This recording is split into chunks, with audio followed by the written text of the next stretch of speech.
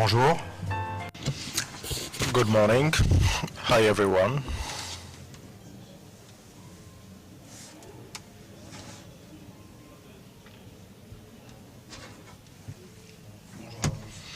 Hi, everyone.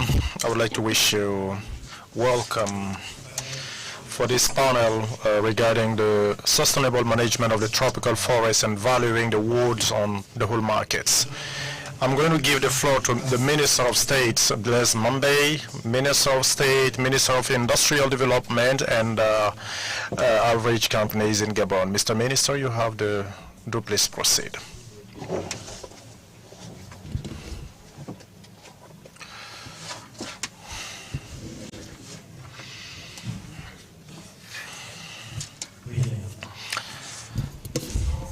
Excellency,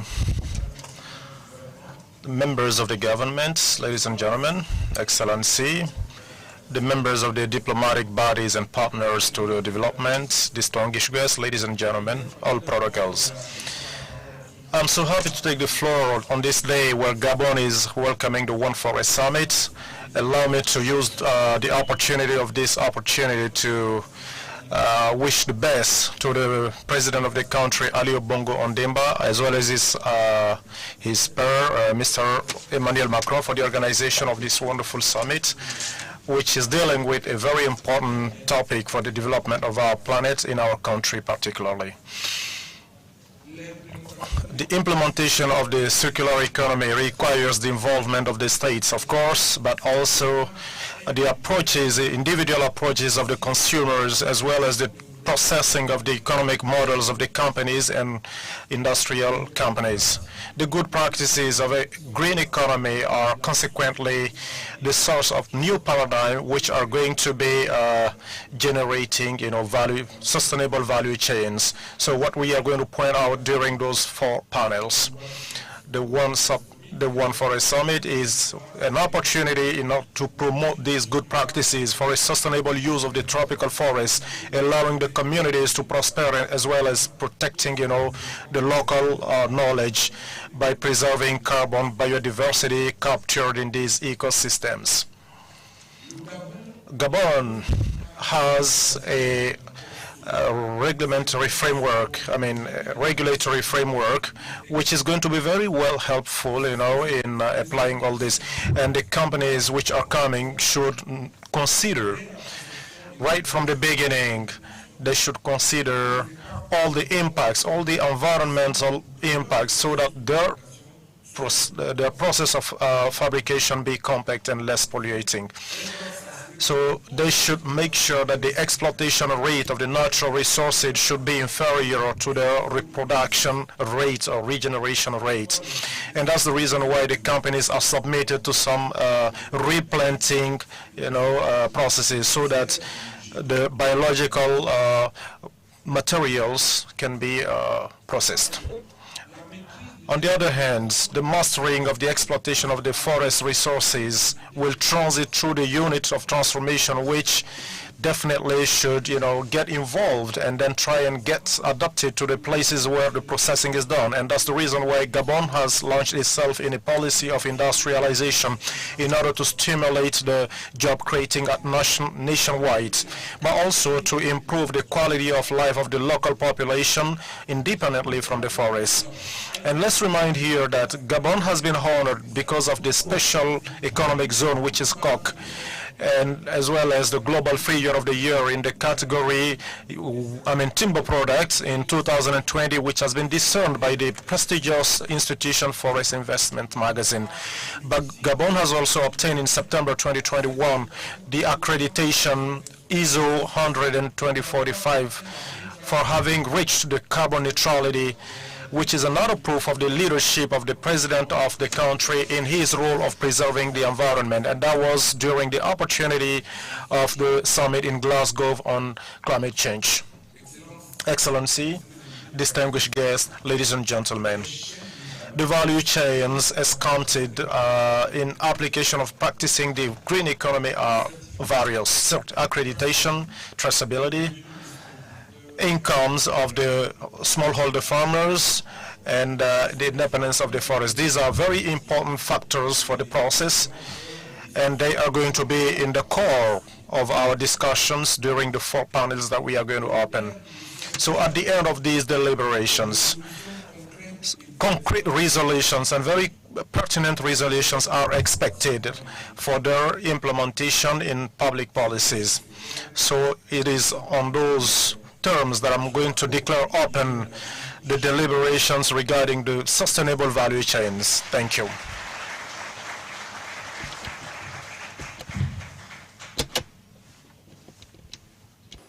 Excellence, Monsieur le Ministre. Excellency, the Minister of State, thank you very much for your opening words. I'm now going to hand over the floor to Mr. Minister of Ecologic Transition of France.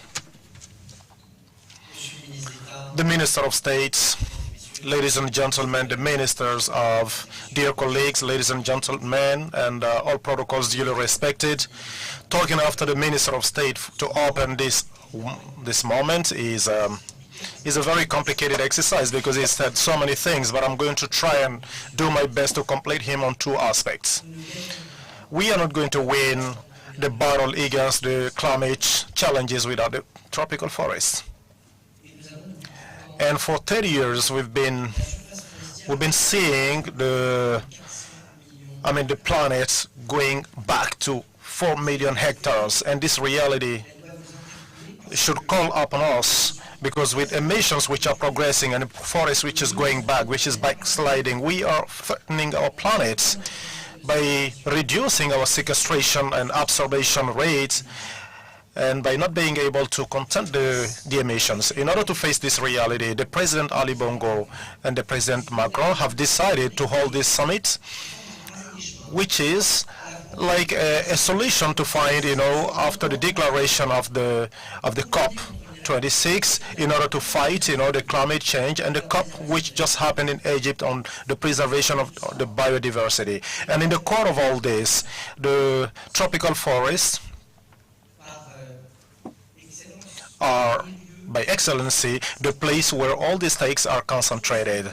75% of the carbon which we cannot recuperate, and 91% of the species should be preserved. In order to preserve them, we have to know them better. It's happening in another room.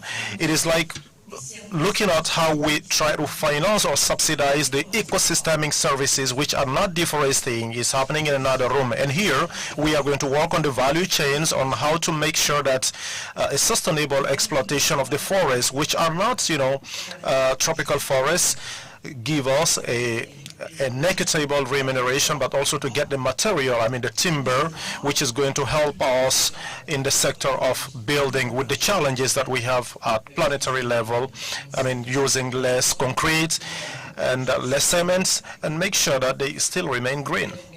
And being in Gabon is not at random. This forest of the Congo Basin, just like you mentioned right now, and you are saying it with a lot of humility, it has become the first heart of sequestration of the planet, not in superficie, not in landscape, but in terms of potential of sequestration. So the 240 million hectares of the Congo Basin is like 6 million of sequestration of carbon per year. It's not very well known, worldwide, but you should not wait for international summits, to preserve this national heritage. So this is a job that you should do without waiting for the international community. So it is a national decision. The impacts and the challenges where we have the elephants, on those forests, and 80% since 1992 of these species have disappeared, in the continent. And here we are talking about 50% of them for a population estimated to 6,000 people. And behind it is a strategy to explain that the timber, when we take care of the wood in a very responsible way, it's going to create jobs, and it explains the great progression of this sector.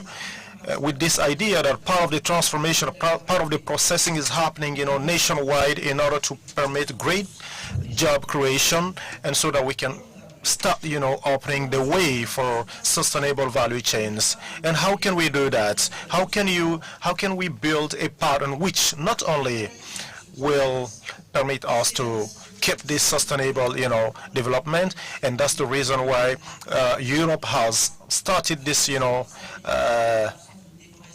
this great work, which consists of verifying the forest with the satellite, and then that will permit you to sell, timber, cocoa, and all these progress. But on the other hand, is how are we going to remunerate all the people, all the actors who are working there? Because we were complaining on the deforestation, and we have been paying, so many products which are not helping us, and we would like to thank them, but there's nothing great to do in order to assist them with this policy. So we are in the heart of a change, and this forum is very important, because it's like we are building an economic chain where we can take care of the importance of the material wood, but also we are going to do our best in order to subsidize a part of it in order to avoid the deforestation and avoid this, sustainable deforestation. So let me just tell you that you have in your hand a part of the solution regarding the preservation of the biodiversity. You also have in your hands a part of the answer,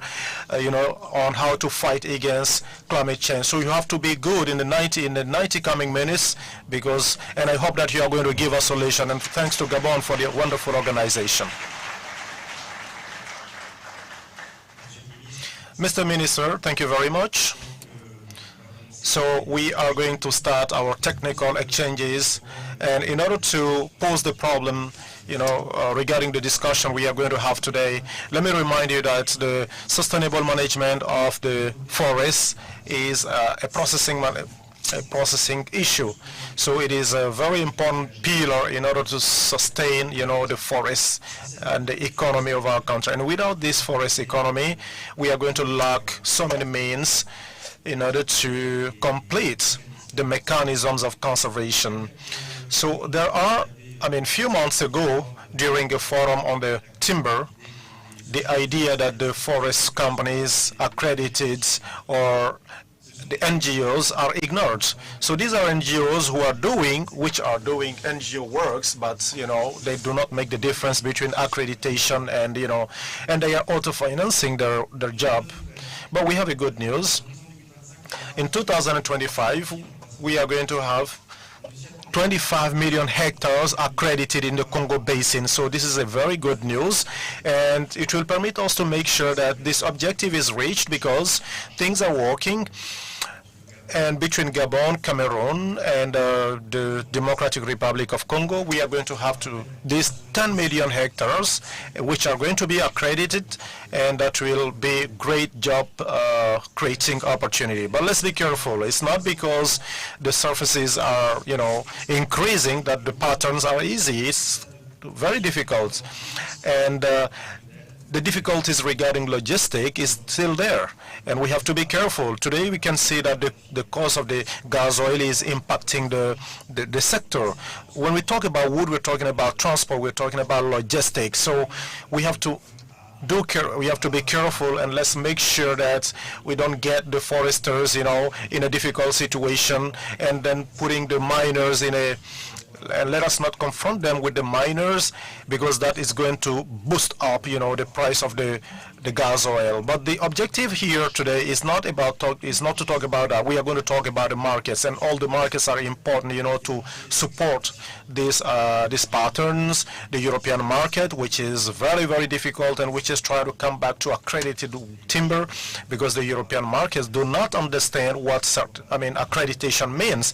They cannot understand the whole job happening behind. The American markets, they are not strongly sensible, to the accreditation. The Asian markets are giving a kind of value to the accreditation when the timber has as objective to be exported toward Europe. But on the Asian internal market, it's not easy, to value this environmental value of the tropical woods. So on these words, ladies and gentlemen, allow me to conclude by talking about the international wood market, which is part of our discussions today. And I'm going to hand over the floor to Her Excellency, the Minister Rosalie, Minister of Forest Economy of Congo. She's an expert in the domain, so she's going to tell us something about it. Thank you, the Minister.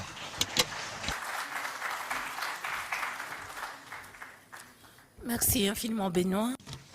Thank you very much.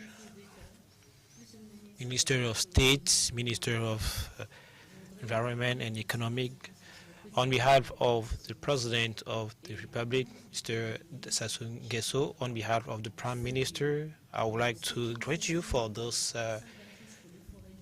great initiative for Congo Basin. On meetings, my colleagues and I, we've always had a view on Congo Basin, the view of the international community, as you have just said. We are here the solution to fight against climate change. Climatique et nous sommes vulnérables à ce changement climatique, mais on n'avait pas le regard de cette communauté internationale vers nos pays et je crois que nous pouvons saluer la France pour cela, d'avoir. And we are very grateful for the organization of this meeting. Dear ministers, dear colleagues, dear participants, distinguished guests, it is an honor to take the floor as part of the opening of this roundtable on sustainable development and the local markets on wood. As we all know, we have a double challenge, and we have to see and assess this increasing cycle on climate change, and we also have to put pressure on natural resources and put it under the context related to demographic explosion. So we don't have a silver spoon solution. It is a survival question. So we need to work hard. We need to enhance the management of forests, mainly tropical forests that are the heart of humanity. So the management of sustainable forests has many practices. We have the zoning, rotation, we have weak impact based on the different studies and based on the different data that we know that they're no more available. So we need to have good results that do not really sustain the impact on the challenges, the consolidation, the reinforcement of forest management that we all hope should now be seen on the production and on the new data based on a sustainable forestry research. As far as Congo is concerned, we have a coverage of 23.5 billion of hectares as part of the land, and 0.5% remain. It is a very living source, and it also contributes to the macroeconomic development of the country. If we want to preserve it, mainly the flora, it's been 2 decades that we are working on the land certification, land management and certification. For Congo, we have a overall representing 14 million of hectares, meaning 62% on the land, and it represents half of the size dedicated. We have more than 3 million of hectares certified. So the sustainable management of land department has signed an agreement with European Union to know how to manage, how to exchange. So the objective is to provide a legal framework for control and the verification process to be sure that all exploitation from Congo toward outside has been obtained, processed, transported in a legal way. So we are supporting the effort of the 2 parts on the management on sustainable rainforest. We are engaging to use the legal verification system so as to cover not only the exportation toward the European Union, but also to the selling woods and also those products locally processed in Congo for those who will be sent abroad and those who will be sold on the local.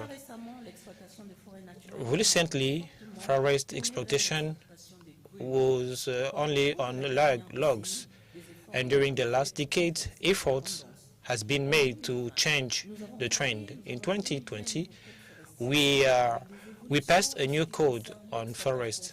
It's mainly on local or domestic exploitation. It is made up with innovation, including the concept of production sharing. Ladies and gentlemen, all the woods on the local market are most of the time illegal. That is why we've created some areas, some economic area that will help people buy legal woods and process them, use them in our principal or main cities.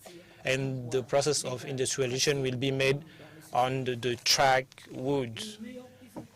They will also have a better management of woods, and this will be useful for two main reasons.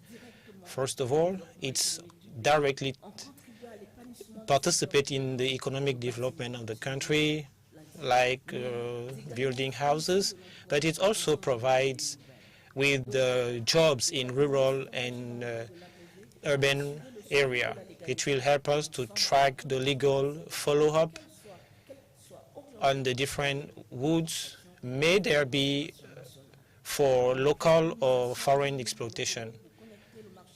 So to connect the internal market with the wood, actions are going to be taken. We have to promote the use of non-valorized species.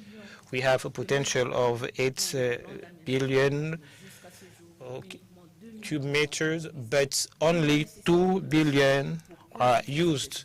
So we really need to know those species. We also have to promote the process wood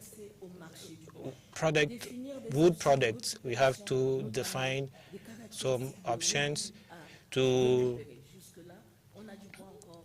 recover. We still have burned woods in forestry concessions.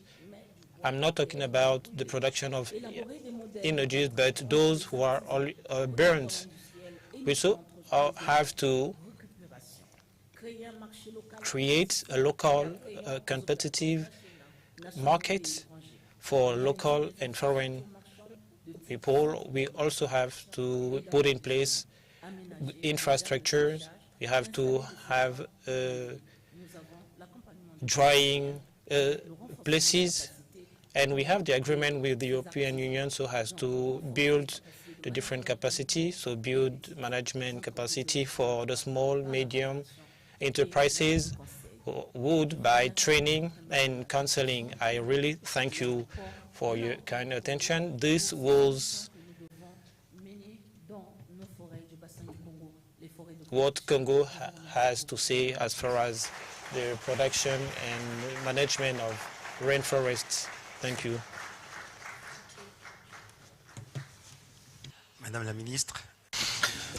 Madam the Minister, thank you very much. We are now going to start with working with our panelists, whom I am going to call here in 2 waves. So first of all, I'm going to call on the podium here Jean-Bakoum Kouma, who is the director of the WWF for the Congo Basin. So he is a professor, he is a specialist of timber issues. He has also been the president of ACC France. Thank you. Thanks for coming.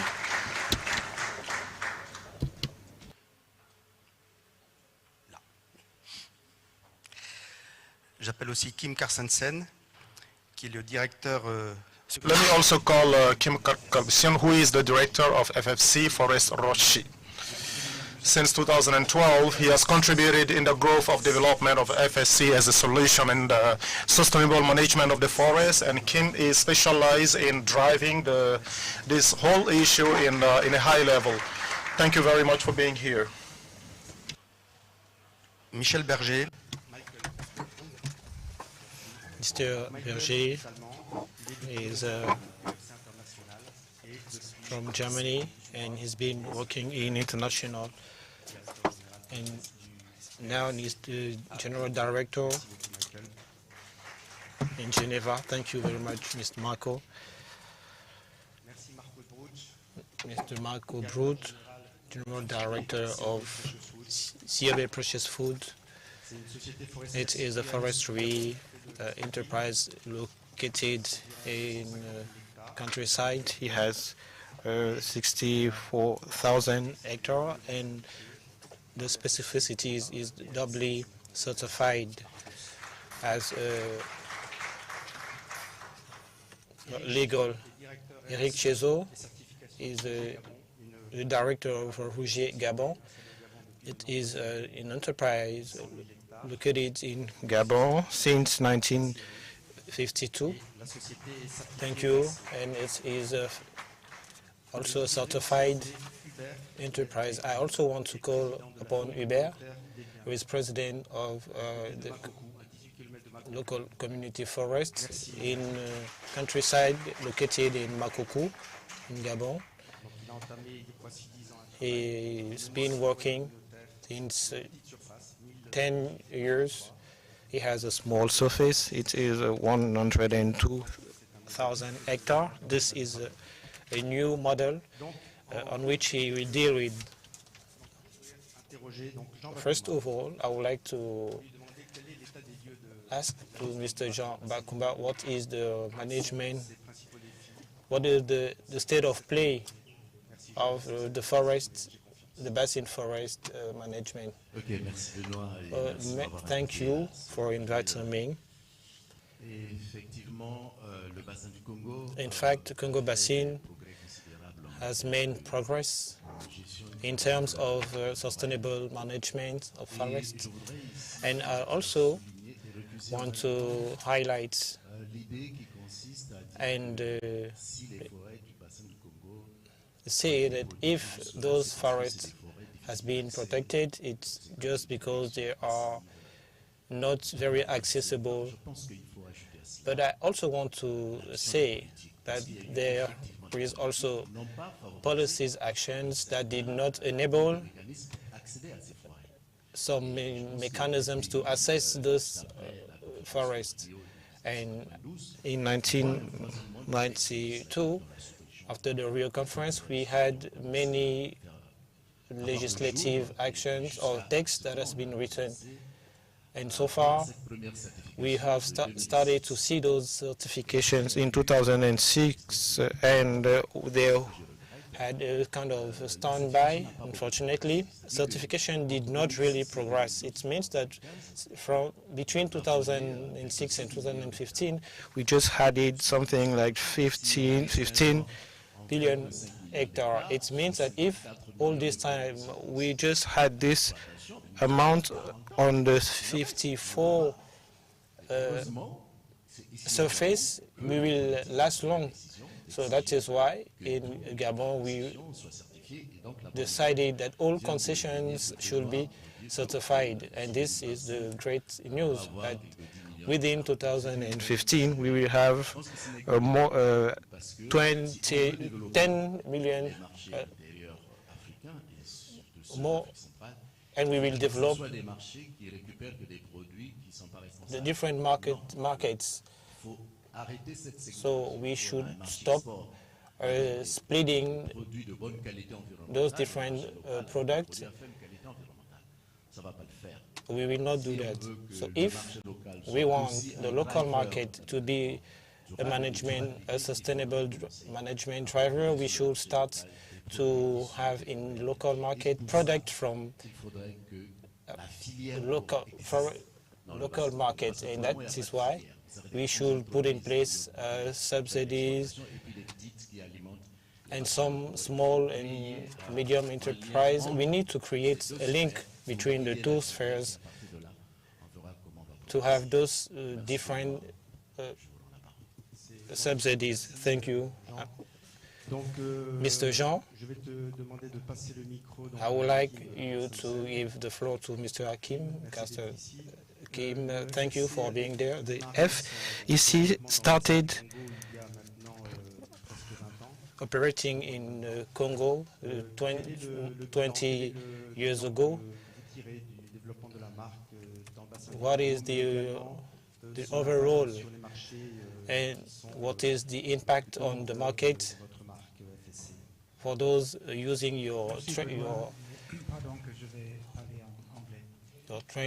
Thank you for the question. After 20 years of work in the Congo Basin, we are in a situation, as Jean just said, that we have not achieved enough in terms of the certified area. We're very proud of what is happening inside the certified area. We're very proud of the value that is being created to the world there.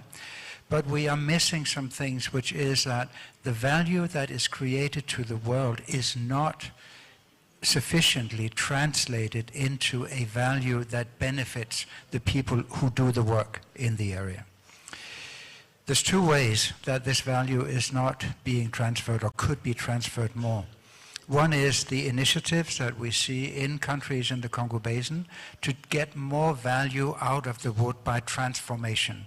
I'm very impressed with what is happening in the economic zone in Gabon, and I see similar initiatives in other countries, and I think that is extremely important to make sure that more of the value stays in the producing country. Secondly, we need to find recognition of the other values than just the timber in itself that are being created by the certified areas. We see values for biodiversity, we see values for carbon, we see values for social issues in the forest, for the workers, for the indigenous peoples, etc. That value is currently not enough recognized, and I hope this summit and the discussions about things like biodiversity credits or holistically construed carbon credits will help us in that discussion. We as FSC has created a system of ecosystem services certification that can help on that, and we have several initiatives now happening in the Congo Basin, in Republic of Congo, in Gabon, in Cameroon, where certified operations are now also being certified for their ecosystem services so they can make claims to that effect. Asian markets are very important. We now see the first Chinese concession in Gabon moving toward certification. I hope that will be a game changer for the Chinese operations in this country. And then finally, the local market is going to be very, very important. And I believe it'll be important that governments and international partners of the governments go first in terms of setting procurement demands or requirements for certified wood in construction and in other areas that are important. I was very happy to see today that we now have the French embassy in Libreville actually FSC certified as a project, the new building that has just been established. That's going to be very important, and you will hear more about that in the coming days. Thank you. Merci beaucoup, Kim. Thank you very much, Kim. And I have a follow-up question for you, if you would like to keep the microphone for 2 more minutes. You are a connoisseur of the Congo Basin. You've been coming here for many years. So what do you think about competition that's unfaithful? What do you think about those companies who want to do better on sustainable management of the forest? Very good value for the countries and for the people. We unfortunately see a very low floor in the sense that the illegal wood does not provide that kind of value, neither to the country, nor to local markets, nor to anybody. And I think we need a joint work to make sure that we can raise that floor by means of making it more difficult to be illegal, making it more attractive to be legal through economic incentives, fiscal incentives, other things, but moving the floor upwards to make it easier to take that extra step of also being certified, I think is crucially important, and we need government action for that. Merci, Kim. Thank you, Kim. Thanks a lot for giving the floor to Michael Berger. Welcome to Libreville, Michael. It's his first visit to Gabon. Thank you very much for being here today with us, Michael. So you are directing the BSC. It's been a year, and you have a very good knowledge of how the brand is being deployed in the world and the efforts that have been made in the last 4 years in order to develop a specific scheme for the Congo Basin. So what is the kind of impact that you are expecting from this kind of scheme, and what kind of promotion do you expect to do on the international level? Thank you, Benoit. Thank you for the warm welcome here in the region for me for the first time. PFC's history is much shorter in the Congo Basin than FSC. Our system here is a little bit special for PFC. It's something new. Traditionally, PFC is operating in one country. Here in the Congo Basin, we have a very strong cooperation between three countries using one standard, one set of rules, how to operate sustainable forest management in the region. Sounds trivial maybe, but it delivers lots of advantages from the PFC, from the traditional PFC perspective. So access to certification is much easier for the countries, for the forest management units, since just the technical infrastructure is not only there for one country, but it's there now for three countries, and the cooperation is much easier, or the operations are much easier. Additionally, the system here is a kind of forerunner for the PFC alliance, since there are a few elements in the Congo Basin system which are currently not available in other countries. So, for example, a mandatory greenhouse gas emission assessment or a carbon stock mapping in the certified entities as a mandatory part of the system. These two innovations have a quite interesting effect already PFC internally. We have members in more than 50 countries, systems in more than 50 countries, and suddenly those systems start observing Congo Basin and watching what's happening here, what are they doing, what's happening in these systems. And that's actually what we already heard it, that's what we need. We need to talk about tropical forest management to give it a value. And if this new Congo Basin system can contribute to improved communication, then it's definitely an asset for PFC, but also for the market, for the FMUs, for the certified FMUs, and for the organizations using the timber. So the specific advantage that we expect from this system, based on this improved communication, based on these new elements, we are currently just at about 1 million certified hectares in the Congo Basin. We expect to be at 2 million by the end of this year, and in 2025 at 5 million.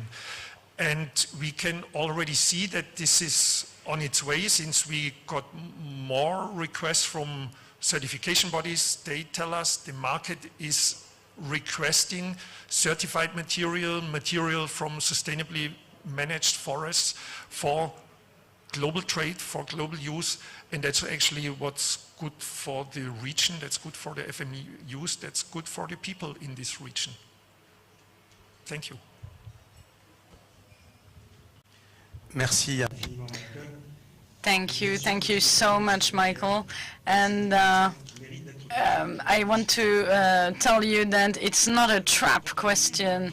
However, given the urgency of climate change, the urgency of preserving tropical forests, can we ever imagine to have a synergy between the FSC and the PEFC certifications, like a joint fight to combat this deforestation. I know that both of you work in different manners. However, both certifications are very powerful. So for the public at large, can you ever imagine to have a joint work? But don't reply now. We'll talk about this around the whiskey, around the glass of something. That's interesting. I was just last week on a big conference in Finland, and for some reason I got almost exactly the same question at the end of the conference. So when we were talking about climate change, I guess it's quite simple. If we just would look in our own box, there would be something wrong. So we have to have an open mind, an open horizon, and see whatever, however we can support this climate urgency. Thank you for that question. It's always good to have it. And I mean, we respect that certification is better than non-certification. We believe that PFC and we actually speak to different audiences, and that for that reason it's actually good to have both, because that gives the market an opportunity to choose both. I believe de facto, but maybe Marcus can tell us more about that because he has both our system. I believe it's not all that difficult to use both. I mean, they're not all that different. I mean, there are some requirements we have, PFC don't, maybe also the other way around. But I think the co-harmonization of the two systems is already de facto happening in the market, since we see a lot of entities that have both system and work well with both and are then able to meet both requirements in the market.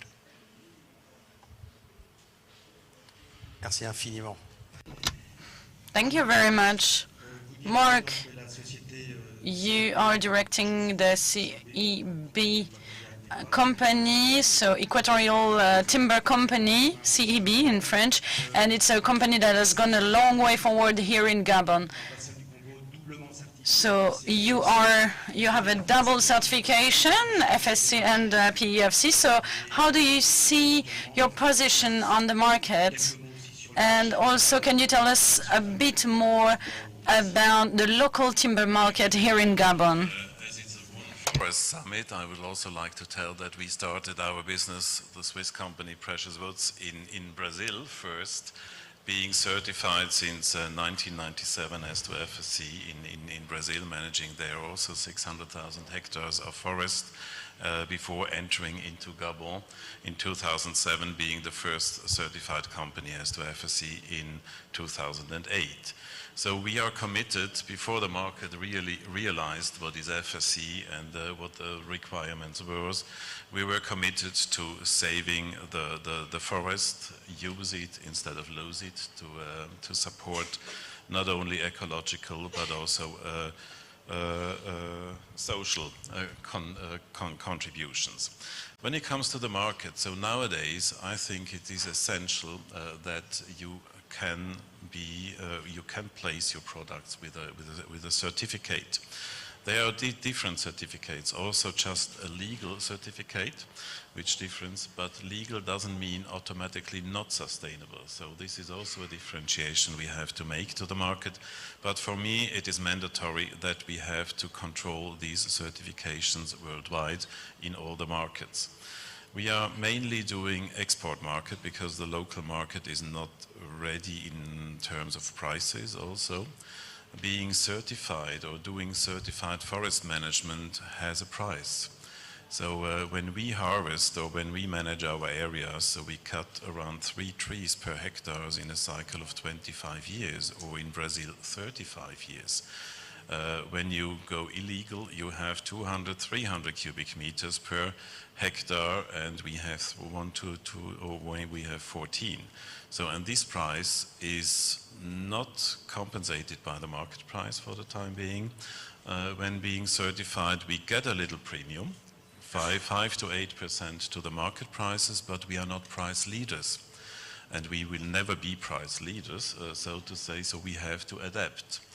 But it's mandatory because I think the demand in timber will increase dramatically over the next years, because the storage of the carbon can be extended by using it in buildings, in constructions, substituting steel, concrete, whatever.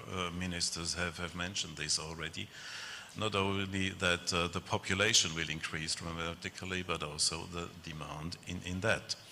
And I can only hope, and this is a little bit what Kim already said, we didn't see too many new players in the last years. Why? Because it's a high price. So you have to invest 3 years first before being able to work in the forest, and then it's a hard price pressure. Nevertheless, I do hope that new players will show up and existing players get supported not only by government but by the civil society to let them manage even more areas, because they did the first effort already and they could easily extend. So overall, local market here in Gabon, when we say it's 1.7 million people living there, it's almost not present, so to say, for the time being. But when you come to Brazil, where we are active with 220 million people, the local market is not present at all also. Nobody is really aware which timber is legal or is sustainable harvest, which one not. And it needs to be supported, especially the local market needs to be supported by the government. I recommended this to the government in Brazil to make it tax-free at least, and to give a similar value to the timber when it's illegal. Illegal is much less cost than sustainable, and the people cannot afford it. So to support this, it needs a governmental attraction to this, or a governmental support. Immediate support, I would say. So overall, I would say we have some chances. We don't give up. So we are active since 30 years in this field, and I recently asked for 1.2 million hectares more, at least in Brazil, and we are on the way in Gabon to do similar ways to increase our area.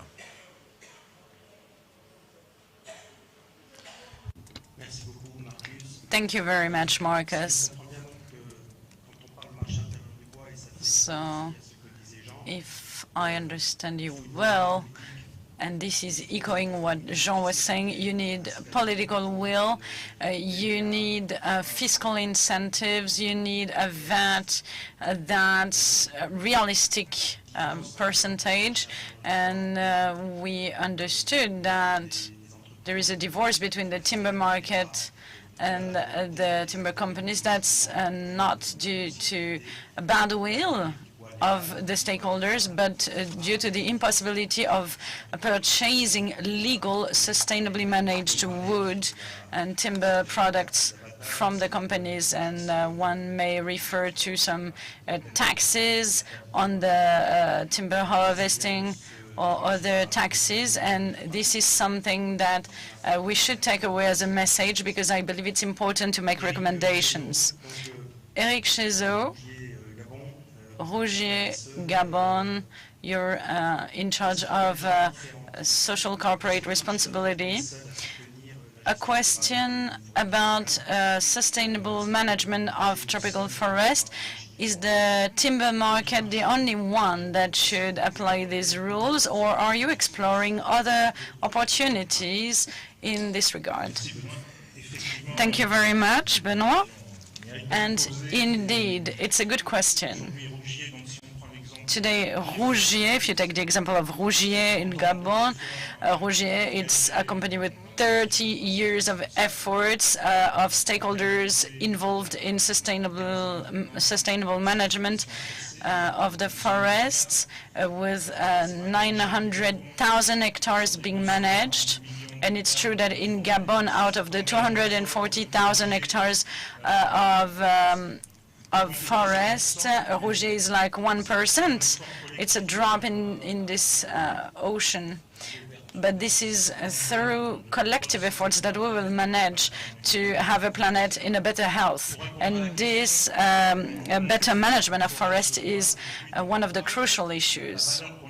So one has to see what's the value that we put in certification, and this goes through a lot of different values that are about a very strong corporate social responsibility, for example, and we have like 5 pillars with ethics, good governance, respect for the legislation, respect for the certifications, as we heard, the PEFC or FSC. So this goes beyond laws, usually. This is filled with social values as well. The timber market in most of the Congo Basin countries is the first employer in the rural areas. It's where people get their livelihoods. We have strong relationships with the forest border communities, and we know the populations, we know the people, we know the communities. We are committed to preserve those communities. And the core of our work is about preserving the environment, conserving the environment. This is our 3rd pillar. So we have a low-impact exploitation. We preserve soils, waters, rivers. We preserve the sedimentation. We make sure that whatever we harvest is made sustainably. We are reforesting, but whenever we are doing reforestation, it means that we have done something bad upstream. So, you know, whatever we harvest is very small in terms of quantity. We also have programs for anti-logging,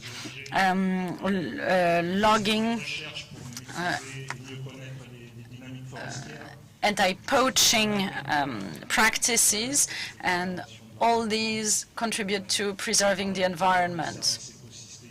We have ecosystemic services, carbon sequestration.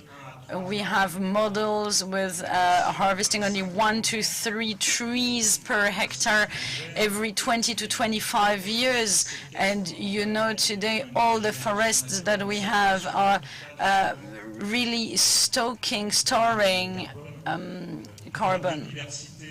All the biodiversity, and you were referring to COP15, the planet Earth alert, the loss of biodiversity. We are very aware of the fact that we have a huge diversity of the wildlife in our in the areas that we manage. You know that we have been referring to the elephants populations that have doubled within the last 20 or 30 years thanks to that management. So we are very aware of the fact that we are contributing to preserving these values, waters, preserving the waters for the water cycle in the region, and even in at a bigger scale. So we are very proud to contribute in all of this, and especially all the social values, as I already referred to, because nowadays all the forests that we have, tropical forests and others, are being preserved, and this is a value, these are values that we want to preserve. And like many other companies that's committed, we also have one last pillar in order to improve our practices in terms of renewable energy. We have practices that try to have less impact on the environment in terms of fuel consumption, the type of energy we are using, and you can see that all these value chain these are value chains that are quite impactful, and therefore we try to reduce the impact on the environment. So to answer your question, and since this morning we are repeating this over and over again, it's about investing. The market has to invest, the companies have to invest, and we have partnerships with research institutions, and very often we do that with our own funds. And there's a lot more to discover because these are complex forests. You have 300, 400 tree species on one concession. You have biomonitoring that's very complex to implement. These are processes that need to be supported. And whatever we do these days in terms of mechanisms has to do with policies, regulations, laws, and we have to build bridges. We also have to have a better taxation that's a more incitative taxation with also better certification, promoting good practices as well. And you can see now that at this level of performance, we hope that there will be a convergence of the different corporate social responsibility policies, not only in the timber market, but also in all the other markets. And thank you very much. I think I've been a bit long. No, it feels like you really like your job. You really enjoy your work. Yeah, this is 30 years of passion, many things still to be done together. So it's important that we can build these bridges in order for us to be supported, because nothing should be taken as granted. We have seen that in the last 30 years with we have had really storms. We've had a lot of problems. Yes, nothing should be taken for granted, especially not the price of oil. Second reminder here. So now I want to give the floor to Hubert Bled-Eli. He chairs a community forest in the area of Makoko. So Hubert, could you please tell us a bit more about your model and why it is original? So your forest is 256 hectares. How do you implement your model? How many people are you? And what is your solution for the future? Thank you. Thank you very much. So the association is called Aduzo. It is the second smallest community forest in Gabon. We have active members. These active members chose to manage the forest in a sustainable manner. And this is the reason why they have decided to prohibit timber exploitation or timber logging for 10 years. And this decision is renewable in the future. So this is a decision that was taken on the 5th of November 2013, and to this day, no tree has been cut down. And we have the PFNL, the value addition in timber products. So we have a site for reforestation with 250 types of species that have been replanted, especially with endemic species such as logami. And there are species that are endangered that we want to protect for the future generations, and in order to enrich our sites. So we also make sure that all the different types of plants are being made available. So this site of reforestation aims at protecting these endangered species and also preserving the wildlife that's endemic in order to preserve ecotourism. And we take interns that are being sent by the University of Sao Tome, University Omar Bongo, and others. So this is how the implementation of the Iboga species that has therapeutic features. So we want to protect this kind of timber. And since the law 016 of 2021, which is the forestry code in Gabon, and in its decree of 4th of December 2004, regulating the transformation and commercialization of other timber products. All this in accordance with the Nagoya Protocol, so it's important to develop new markets. We also have bees because we aim at preserving biodiversity. And as you may be aware of, if all the bees in the world disappear, humanity will only have 10 years left. Then it will be the end. So we are developing this apicultural beekeeping type of exploitation. And thanks to the Ministry of Waters and Forestry and the FAO, we are managing this since more than 10 years. But we have a lot of challenges about collecting PFNL. We are in competition with the elephants, for example, with other animals for nuts, etc. We are in competition with some animals for different types of species, and it's a difficult job. Also, our nursery has only a capacity for 5,000 plants, and we don't have a market for this. And this is outside the reforestation. So you see, we don't really have a market for that nursery for plants.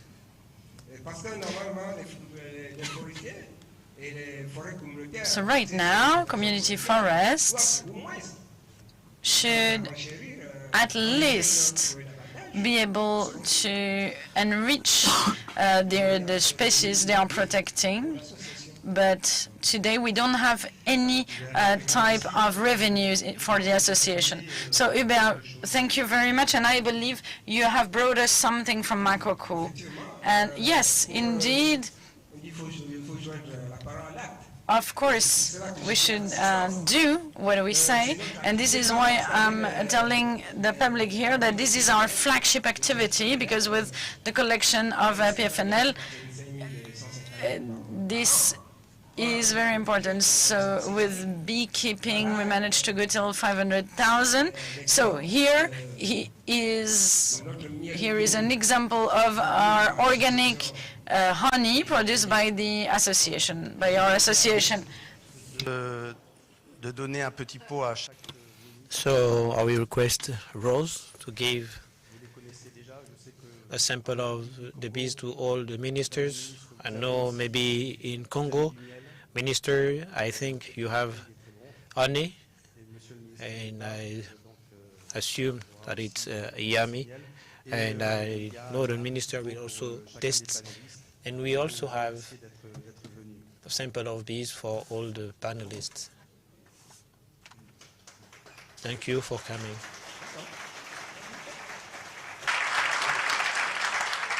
Alors, Hubert me supplie de lui donner un peu de temps encore. Hubert is requesting me to give some more minutes. He came with a gift. He would like to come back. So on this approach, we would like to put in place manufacturing for a different project. And now we have a good question. So on what we are doing, doesn't it take part on the management of biodiversity? The answer is yes, but we would like to know why this sector is not recognized or remunerated along with the carbon tax. Thank you. I think it's one of the good questions on the Libreville summit.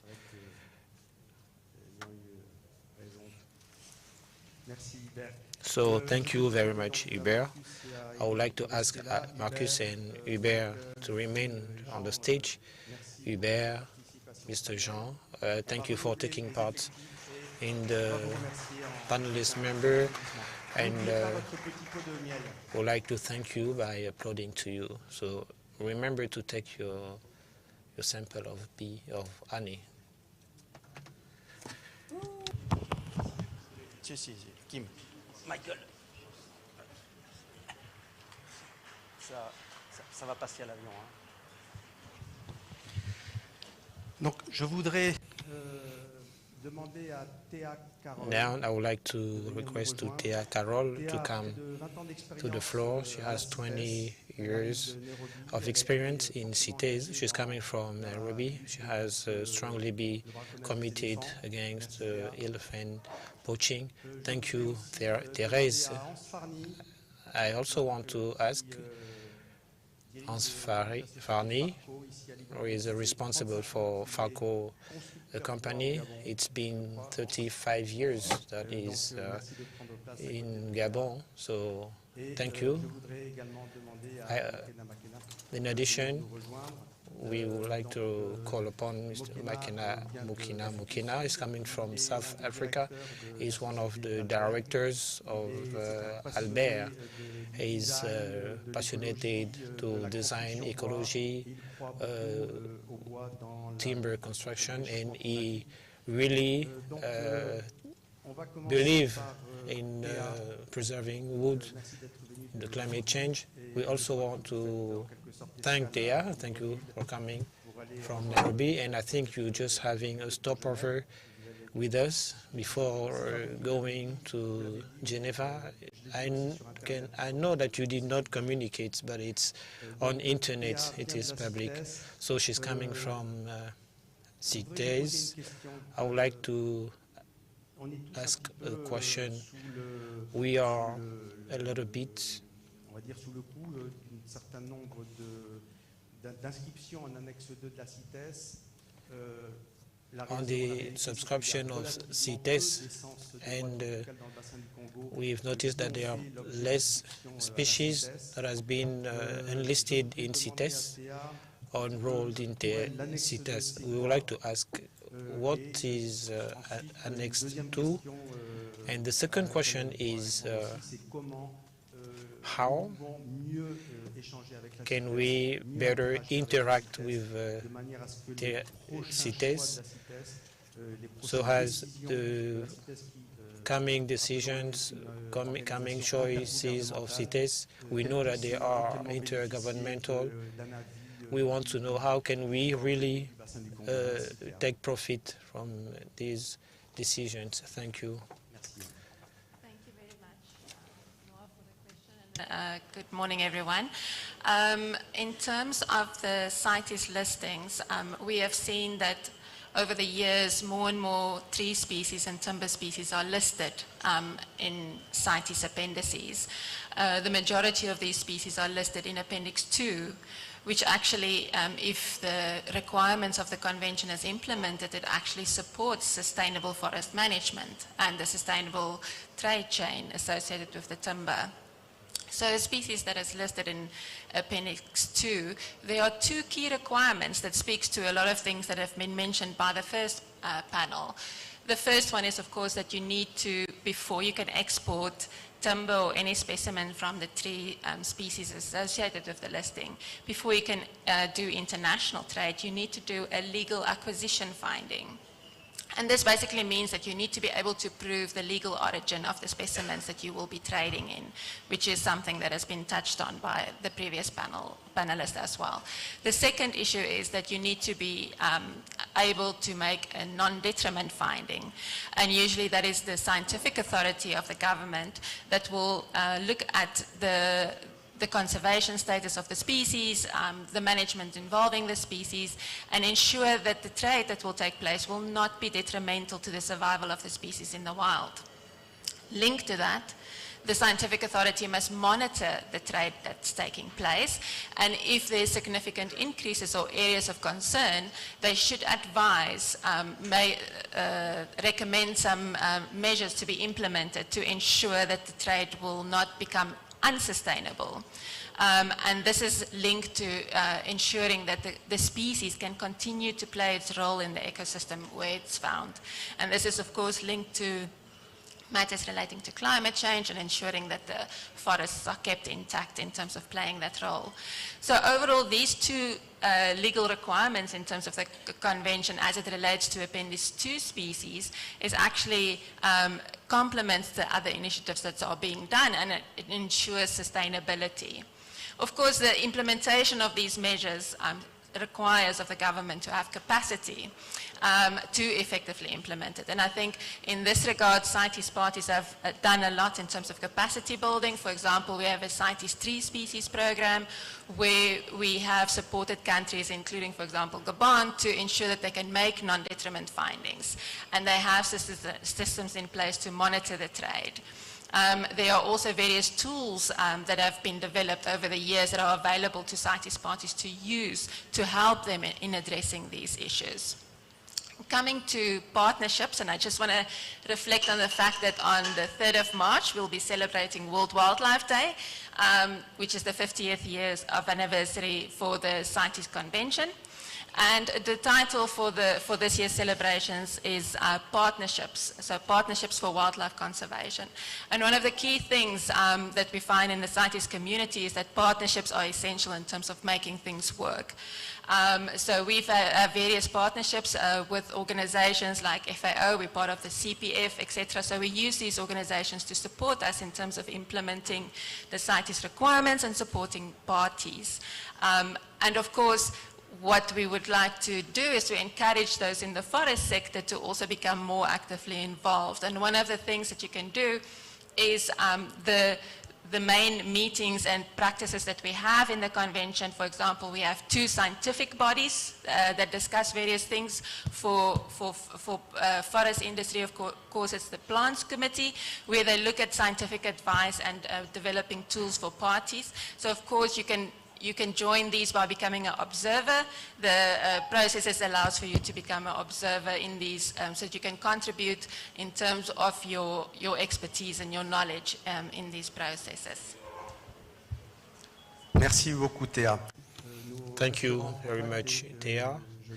So we will keep in touch with you, and we keep your proposal to partnerships and your idea that we should interactive with the CITES, and we will meet in 3 years for the coming summit. So time is running so fast. We will go a little bit fast. With Mr. Hans Ferming, there are many different arts that you built years ago. We want to know what was the challenges to build furniture with certified timber. Mr. talked about the embassy of France, which will be inaugurated shortly. This is an emblematic or a flagship art. We saw it on the boulevard. Congratulations. So challenges, opportunity, and recommendation in few words. Thank you, Mr. Benoit. Indeed, we talked about passion. Indeed, 40 years ago, I've been involved in this in this field. I've been working on wood. When I came in Gabon, I was fascinated by this environment with different woods that we could valorize. So it's been 33 years that I built a church in Franceville. It is a beautiful church, and the log or the wood was exported from Congo. So I've been used to that. If I have to talk about my different arts or handcrafts, so I am convinced that we should invest in the third transformation or processing. It is paramount if we want to develop buildings in Africa. The different arts are exploitable around the world. It is shown. We sent arts beyond the Gabon. We built cities in Equatorial Guinea with the Gabonese wood or timber. It means that we can do many things. But I am convinced that the first and second transformation that we are doing now are not enough or are not sufficient. We should go behind. We have to invest on the third processing aspect, and it's true that we're doing that, but it is a very small scale. So we need to concert, we need to talk. We talked about prices. Yes, it is true that if we want to apply the FEC, we are very expensive. We know the different arts that we realized. We can use the FEC we brought from Lastrouville in the countryside, those samples. But as far as individual building that we are doing, it is clear that it's a big challenge to work with a very high price from raw material. We are doing industrialization. And as we are doing it, we have to produce a lot. And if we want to produce a lot, we need political initiative. We have to promote buildings. We have to promote wood or houses made with wood. We have to forecast in 20 or 30 years, we will need more houses, and there will be less and less sands and cement. We need new technology. We need a new technology with value. But if you want to value it, we need an essential aspect, that is training. We don't have an adequate vocational training to develop this field.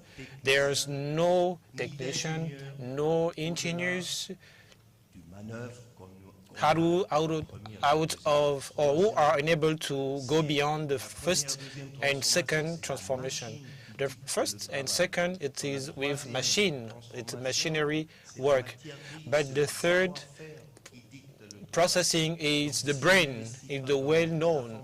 We have to know how to do it. If we don't invest in vocational training, I think the industrial aspect will hardly be doable.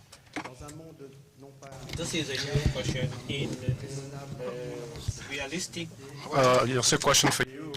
Et l'entreprise privée spécialiste de la construction, mais aussi les pouvoirs publics, dans un pays comme le Gabon, avec sa ressource. Resource, how many jobs could be created within 15 years?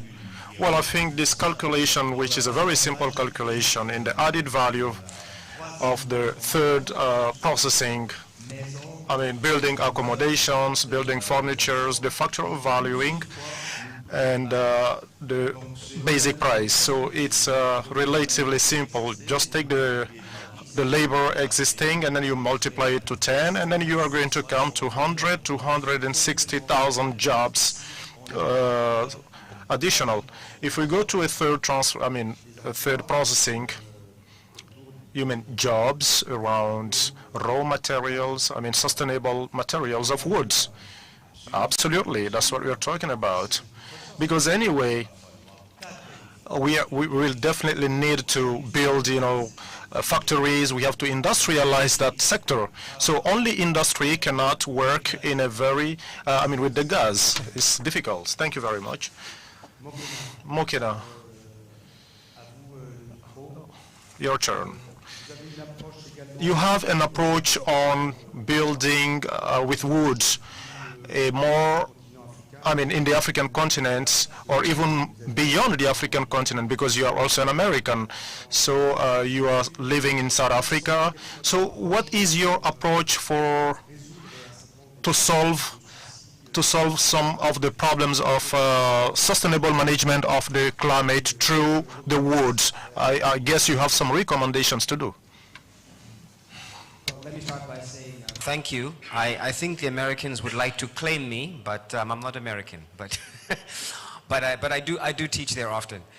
I think I'd like to work with my colleagues' comments. One is to recognize that the population of the Congo Basin is going to double within a generation.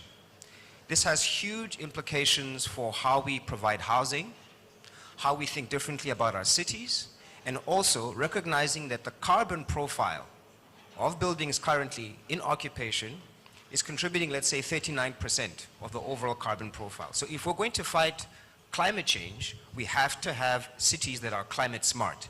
And this is where wood becomes an essential solution. The part that I want to reinforce is this question of partnerships. When we think about how does an architect work on a project, it is a partnership between the engineers, the producers, but also the legislative environment that codifies how these buildings are built. One of the challenges that we have found is that there's expertise, there's will, there's talent, but the rules around construction are from the 1960s, 70s, etc. So getting building permits can be very difficult. Getting insurance for a wooden building can be very difficult. Getting the professionals who are more conservative to deal with this new material is very difficult. So training becomes essential. And the training is in the same way that we think about forests, certification, and all of those tools that provide safeguards at the level of the sink. We need to have an equivalent effort on the demand side. And this means centers of excellence around how do we use construction and technology in buildings. This means partnerships with clients, the UN, French government, etc., to make emblematic buildings that change the level of conversation. This also includes high-level and high-value housing, because we need to drag, if you will, from the demand side, the way in which wood is now being used in construction. These centers of excellence are important because they also absorb the costs of research and development. It's very difficult for a building to now to cover the cost of the research of that wood. What we should be doing is creating a culture where we are incentivizing researchers, academia, and partners to do this. And I'm proud to say that I've been working for the last 6 to 9 months with colleagues in Singapore, colleagues here, colleagues in Guatemala, and working with the World Green Building Council to see, can we not create Africa's first center of excellence for wood in construction, which would allow the training that Hans has mentioned, which would allow us to think of the tax incentives, which would allow us to create the right tools for insurance companies to support development. But more importantly, these countries are all on the same latitude. So they all have something to give and offer from a tropical perspective. So my Singapore colleagues are absolutely excited because they face the same issues. So the challenges that Gabon has are not only for Gabon, it's not only for the Congo Basin, it's a global challenge around the role of tropical wood and how do we make better construction. Merci beaucoup, Mokena. Merci. Thank you very much, Mokena. Well, we are now going to, in spite of everything, I know that the time is very short, but we are going to just pick some questions from the audience, not more than 3. So probably we are going to go beyond it. So probably we can also talk about the financing of the sustainable management, and that's why Marcus and Eric are still here. So all the questions are welcome. So let me just face Mr. and Mrs. the Minister if they have questions to ask to the audience, as well as the young people here who are brimming with energy, and definitely they might have some questions to ask. So, madam, yeah, you have the floor. Or if you have a question.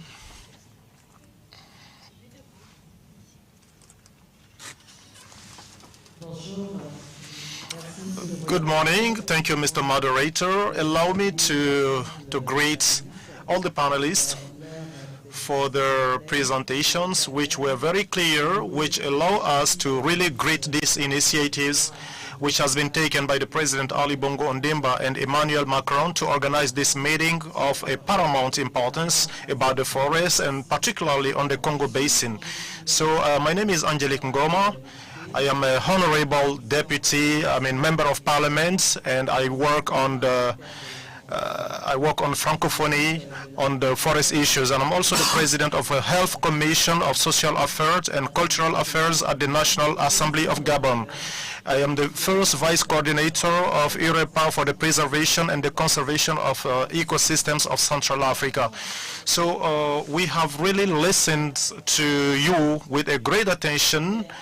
We have listened to the intervention of the Secretary of State of the Environment from the French Republic, who has let us know that it's not about a meeting, one more meeting on climate change, but it is a more concrete meeting which is definitely going to go in the vein of assessing the policies and of the financing of the countries which are making efforts in preserving the environment, but also in the framework of a sustainable and open management to the future with development perspectives for the well-being of our populations, but also for the development of our areas. And this question is leading me to know the way we can imagine what can be the assistance of that the countries can bring to the Congo Basin. Those countries which are working in the sequestration of the carbon. So remember, we talked about owning our lands, the affectation of lands. I know it's good to go through an improved management of the lands, and also the usage of the soil through good decision making. And in Gabon here we have the Observation and Study Agency, Space Agency, which can be helpful in this vein. So Mr. the Moderator, you also talked about the deforestation. We would like to understand, because it is about a very important directive at the European Union, so we would like to be sure that at that level the African parties have also been associated to this elaboration. So from the moment we have to make sure, we have to assure food security, how can we do it without conquering new spaces? And meanwhile, there are some other markets which are open to the African market, like cocoa and other products. They do not have access to the European market because of deforestation. I think it will be good that I think it will be good for the norm, the legal framework. I think it's going to be good that we have spaces of discussion so that we can sit down around the table before this directive is taken. So there are so many of such, the financial aspect, where measurements are taken regarding the financial exchanges which could be done. And sometimes even the European Union is not even before the European Union is associated for taking these directives. So we were told about certification. So in the framework of the certification, I think there are also some norms to be assessed. I know that it is very expensive, and some people, some do not even have the financial capacities, to adapt themselves to the norms. But maybe by opening the debate and the exchanges, maybe we are going to find ways. We talked about exploitation, forest exploitation, that we should only consider essence, the fuel that could be bought, that could be sold outside. But when we talk about the timber, when we talk about these fuels, I think we can also put them within the reach of the rural populations, just like when we are fighting, remember we have the conflict between man and the wildlife and the man. So we think that the forest partners could also assist in order to avoid the population going down. There are so many commitments that Gabon has taken, and we need to respect them. And on the other side, we have the development of the localities and the preservation of the population. How to find the right middle, because we were told that the population of the elephants is going to triple or even quadruple. So this is a problem. So we would like to fill the gap, and we want you to assist us. Thank you for giving me the floor. Thank you, the Member of Parliament. A very quick answer on the issue of the areas. Right from the beginning, our association, during the last PBF in Libreville here, we have wished that there be, we have regretted that there was no much exchanges and contribution of the policies of Central Africa in these discussions on the RDA. Of course, we've had some panels here during the PRDC where there were many European members of parliament, and some were online, and the local communities were not, unfortunately, represented, and they were not represented in this panel. Now, on this issue of RDA, let's consider that it's globally a policy, but for the implementation, there are so many dialogues and so many understandings that we have to go through. So just to tell you that the certified wood and the certified products are definitely in the framework of this, of these communities. Concerning the carbon, Eric or Marcus, would you like to say something, or would anyone among you take the floor and say something? On the comment of on the comment of carbon, I think it's a very, very strong and good question. We're doing a lot of work on what we call forest to frame. So understanding what is carbon doing at the forest level, how do we manufacture the wood itself, what are the carbon processes there, but also how can we look at buildings as storers of carbon. The project that I've had the honor of doing with Gabon government in the marina, which is downstairs, you'll see it, we've managed to replace 85% of what would have normally been concrete and steel with wood. So now the building is effectively a carbon sink as opposed to a carbon emitter. And the big challenge now is, if we make these decisions across each and every single building that we're doing, how can we bring carbon credits as a form of revenue into how we think about how these buildings should be built? So as the carbon moves from the forest, from the factory, and into the building, if we choose different materials and nature-based solutions, we can see carbon as a source of revenue for the development. And there's a lot of studies at the moment understanding what is this carbon value chain, and then ensuring that it stays locked in as opposed to being emitted during the construction process. I'd be happy to share with you more insights on that cutting-edge research at the moment. Merci beaucoup. Thank you very much. Now I would like to pass the floor to the Executive Secretary of COMIFAC for the closing remark of the panel, and we are inviting the rest of the members of the panel maybe to go and sit down, or we may wait for him just to give his closing remark.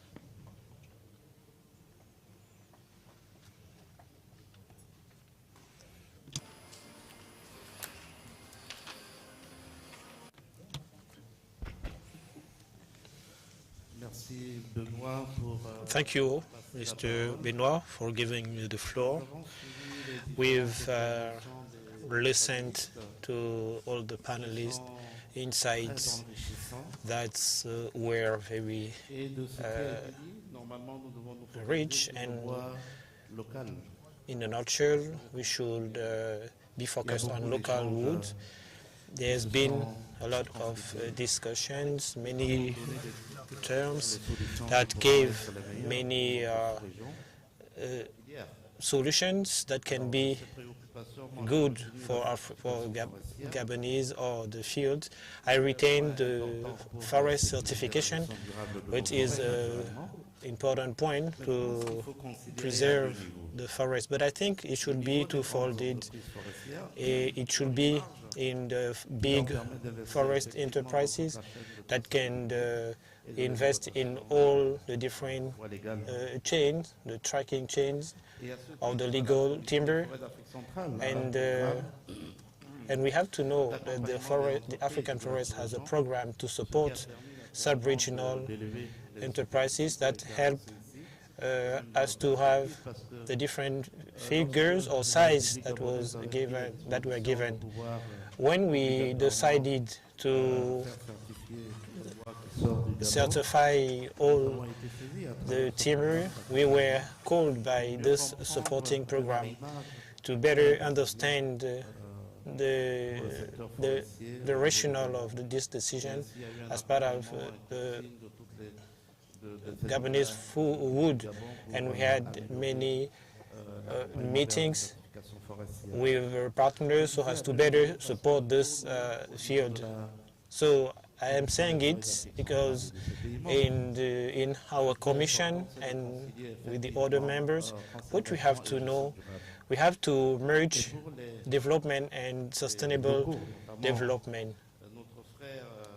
And as my friend Eli, who has a small community forest, he could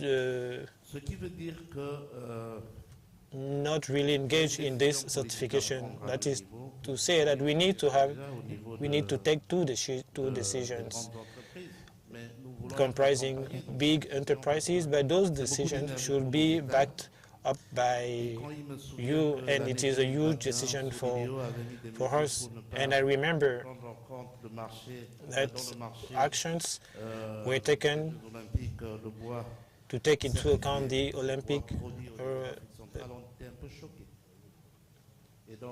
sport, and we were very shocked, and we asked to the different partners to support us on the sustainable management in the sub-region. As far as local market, I think we still have many things to do, and on what I noticed and what we think in COMIFAC, and as well as the new measures of CEMAC by the transportation of wood, of logs, we still have many things to do. We need to be supported in incitative tasks to encourage small farmers to know how to recover. There is a problem whenever somebody wants to maybe manufacture a chair. He has to build 6 meters of wood. You see, measures do not allow citizens to be supplied. So those reforms are very important, and they will help us valorize wood products in the local market. There is a political will that we really want to request to the different states to support the valorization of the wood. Among the different states, Cameroon is an example who has allowed that everything be processed, and the wood is legal. So effort should be made by states in their different policies. These are incitative measures or actions that should be taken. When I talk about local market, I mean community market. So we have two levels. We have local market and community market. We have the market going outside. It is important to be able to develop a track chain to follow. And in the sub-region, we have 3 examples in Congo, in Central Africa, who signed voluntary partnership for the wood legality. I think this is what we should continue to do and be able to track the different woods, even if results are not quite seeable, but it is a path or a decision that was taken, and we need to valorize it.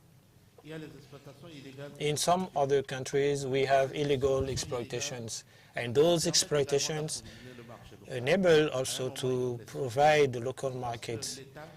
But we need to assess it, because the state does not earn anything. It means that we also have to build administration capacities. Our states are doing many efforts to improve policies, to have good governance, but some of them are very limited and they need to be supported. We should not take it for granted. If we want to buy a GPS, it's not easy. So this is a concrete example.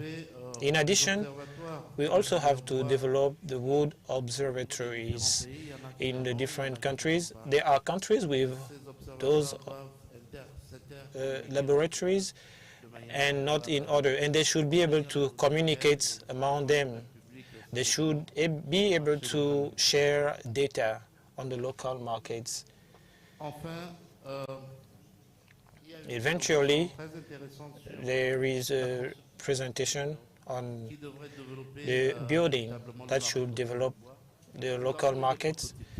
We had samples that was presented in 2006 in Brazzaville in Congo. And since then, there is no concrete example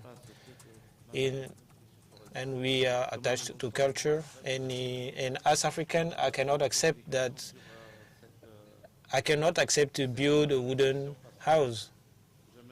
So that is why we are still asking the same question. So we need really to communicate on this aspect.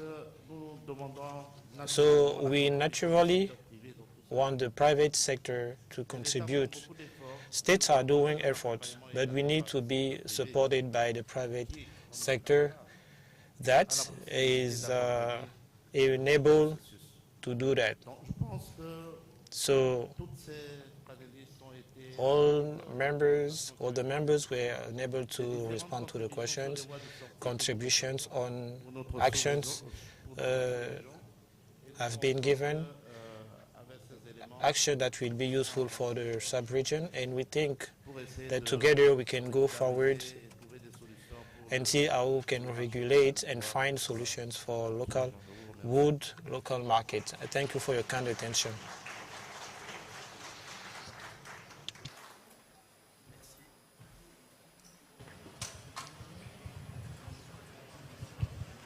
Oui, merci beaucoup, Monsieur le secrétaire exécutif. Thank you, Merci à vous tous. Merci aux Executive panélistes. Secretary of N'oubliez pas votre petit SEMIFAC. Thank you, dear panelists. Remember to take your prochaine rencontre box of avec les uns et les autres. honey, Nous sommes tous à votre and disposition. we will Merci meet.